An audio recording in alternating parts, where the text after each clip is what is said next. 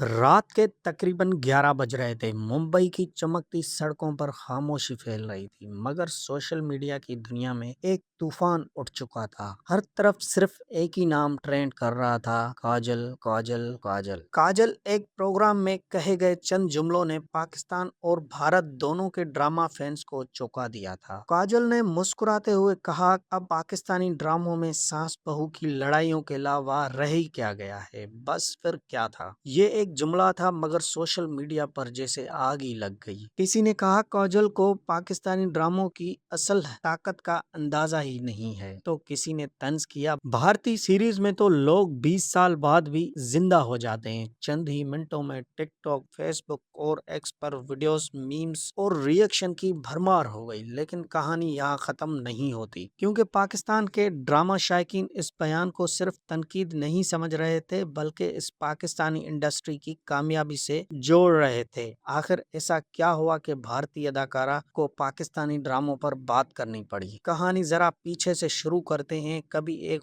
वक्त था जब पाकिस्तानी ड्रामा सिर्फ पाकिस्तान तक महदूद थे। लोग बिजली के मसाइल के बावजूद लोग रात 8 बजे टीवी के सामने बैठ जाते थे। हम सफर, जिंदगी गुलजार है, मेरे पास तुम हो जैसे ड्रामों ने सिर्फ पाकिस्तान नहीं बल्कि भारत, बांग्लादेश, नेपाल और मशरक के वस्ता तक धूम मचाई। भारत में तो सूरत हाल ये हो गई थी कि लोग पाकिस्तानी ड्रामों के और उर्दू डायलॉग्स याद करने लगे थे। और फिर एक वक्त आया जब भारतीय यूट्यूबर्स पाकिस्तानी ड्रामों पर रिएक्शन वीडियोस बनाकर लाखों व्यूज लेने लगे। यही वो लम्हा था जहां मुकाबला शुरू हुआ। एक तरफ भारतीय इंडस्ट्री का बड़ा बजट, दूसरी तरफ पाकिस्तानी ड्रामों की सादा मगर जज्बाती कहानियां। लोगों ने महसूस किया कि पाकिस्तानी ड्रामों में रिश्ते ज्यादा हकीकी दिखाई जाते हैं। माँ की फिक्र, बाप की खामोशी, मोहब्बत की तकलीफ और मुआशरे के मसाइल, सब कुछ हकीकत के करीब लगता था। मगर फिर आहिस्ता आहिस्ता पाकिस्तानी ड्रामा इंडस्ट्री पर भी सवाल उठने लगे। हर दूसरे ड्रामे में वही सास, वही बहू, वही साजिशें, वही रोती हुई लड़कियां। और शायद यही चीज काजल ने महसूस की। लेकिन पाकिस्तानी फैंस का कहना था कि सिर्फ चंद ड्रामों की बुनियाद पर पूरी इंडस्ट्री को जज नहीं किया जा सकता। किसी ने परवाज़ है जुनून की मिसाल दी, किसी ने सुनो चंदा का जिक्र किया, तो किसी ने अलफ और खुदा और मोहब्बत जैसे ड्रामों को शाहीकार करार दिया। सोशल मीडिया पर एक सार्फ ने लिखा, अगर पाकिस्तानी ड्रामे इतने ही खराब हैं तो भारत में उन्हें इतना देखा क्यों जाता है। ये सवाल तेजी से वायरल हो गया। उधर कुछ लोगों ने काजल की बात से इत्तेफाक भी किया। उनका कहना था कि पाकिस्तानी ड्रामा इंडस्ट्री वाकई एक ही किस्म के मौजुआत में फंस चुकी है। नए आइडियाज कम होते जा रहे हैं। मगर असल दिलचस्प मोड़ तब आया